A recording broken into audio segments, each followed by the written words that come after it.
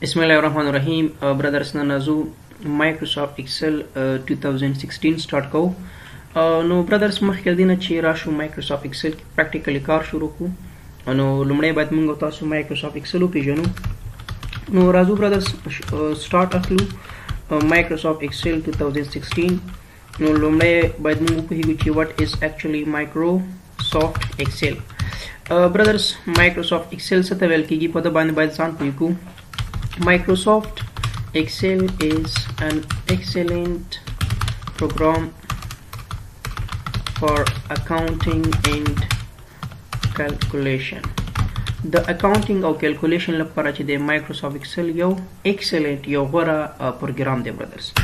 calculation څه ته ویل کیږي brothers سبا ورځ موږ تاسو ان شاء الله په Excel کې practically functions formulas apply کوو نو this is called calculation لکه لس زره واخلم دا پلس کوم د شلو سره ریزلټ ما سره لاسته راشي دې څه ویل کیږي کالکولیشن ورته ویل کیږي اکاونټینګ څه ته ویل کیږي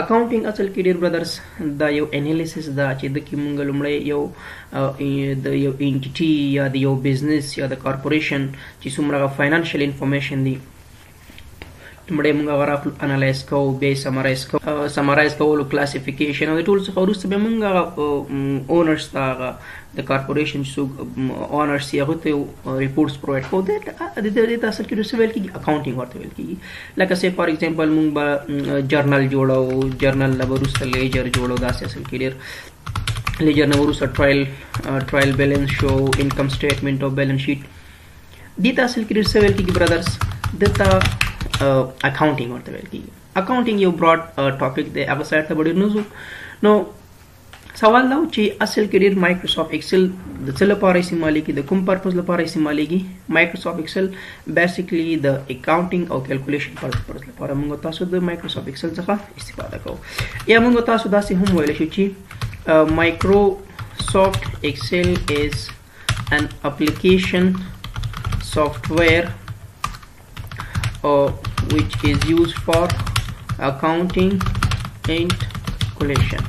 Microsoft Excel چې د brothers دا application software دی کوم چې د accounting او calculation purpose لپاره استعمالیږي application software brothers هغه software دی چې دا د یو استعمالونکي چې کوم ریکوایرمنټس یې هغه فلفل کوي دا به دوه ډوله دي چې یو کسټمایزیبل پیکیج دی کسټمایزیبل د یو خاص فارم د یو سپیسیفیک ارګنایزیشن لپاره جوړ شوی دی او پیکیج سافټویر به هغه دی چې د ټول لپاره جوړ شوی دی جنرال دی پبلک دی د یو خاص کس د یو خاص کمپنی لپاره دی جوړ شوی لکه Microsoft Excel نو Microsoft Excel brothers اصل کې کوم ډول سافټویر دی Microsoft Excel چې دی اپلیکیشن سافټویر دی brothers we have two kinds of software according to use for accounting and calculation the accounting or calculation لپاره موږ تاسو د قسم سافټویر دی یو چې دی سپیشل پرپز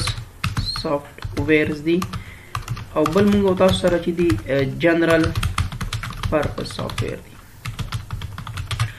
سپیشل پرپز سافټویر برادرز هغه دی چې دی سپیسیفیک دی پارټیکولر ټاسک دنه تر سره کول لپاره موږ تاسو نه استفاده کوو لکه یو MIS سیستم یو ارګنایزیشن لپاره جوړی صحیح ده یا سه فار ایگزامپل یو سٹور دی غزان لپاره یو ډیټابیس جوړی صحیح ده خپل اکاونټینګ او د فاینانشل چې کوم انفارمیشن او بیا موږ سره جنرال پرپز سافټویر هغه دی چې د یو خاص فارم لپاره نه دی جوړ شوی لکه زم چې MS Excel دا چې د کوم ډول سافټویر دی جنرال پرپز سافټویر دی د کې موږ تاسو د افیسز کې سٹورز لیبرریز هر یو ځای کې د څنګه کې استفاده کیږي اټ مینز دیٹ چې د اکاونټینګ او کیلکولیشن لپاره موږ تاسو د قسمه سافټویر دی یو سپیشل پرپز سافټویر دی بل چې د جنرال پرپز سافټویر دی نو ایکسل کوم ډول دی جنرال پرپز سافټویر دی راځو برادرز د Microsoft Excel په ایکسټنشن باندې خبرې کوو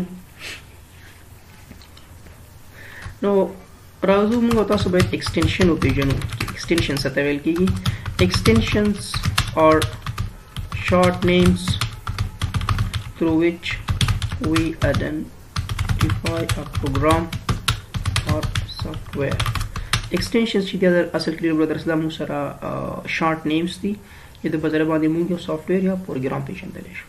ایکسټنشنز ته نومنکلیچر هم ویل کېږي، نوم نومونکي. لکه سی فار ایگزامپل ما سره زه یم چې اډیو فایل سی دي MP4 MP3 دلته لیکم، نو دا زموږ ذهن ته څه ریپرزینټ کوي؟ اډیو فایلز. که زه ولیکم MP4 دا موږ تاسو ذهن ته څه راځي؟ او اکچولی موږ سره څه راځي؟ ویډیو فایلز. نو دغسې موږ سره د ایکسل ایکسټنشن څه دی برادرز؟ XLSX دا موږ سره د مایکروسافټ ایکسل ایکسټنشن ده. دا څومره اپډیټ ورژن چې د افیس دی د 2010 نه پورته 10 14 14 19 د ایکسټنشن څه دی برادرز؟ XLSX دی.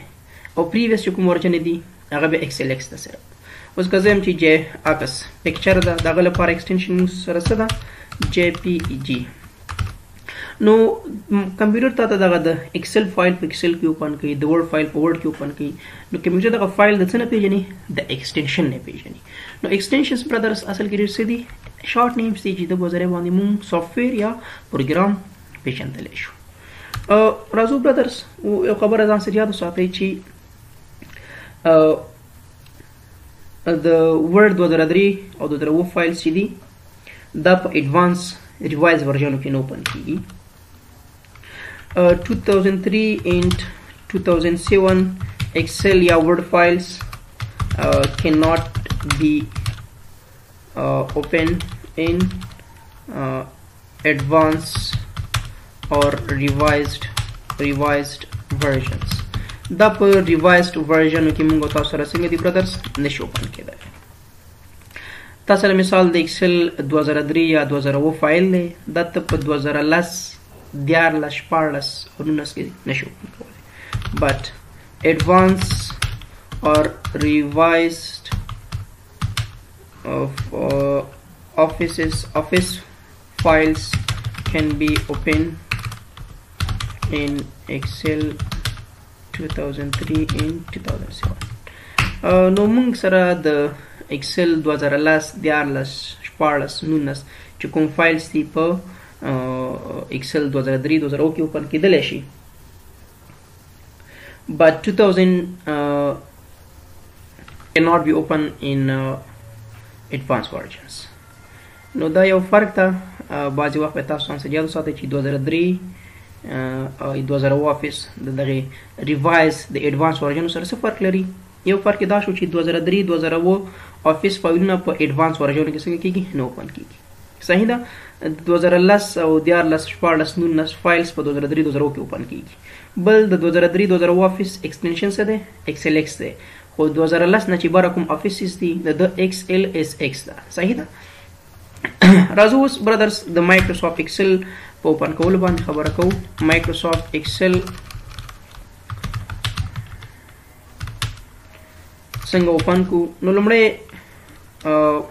میتھډ باندې خبره کوو چې تاسو رن کمانډ ته راشئ او په رن کمانډ کې څه وکړئ؟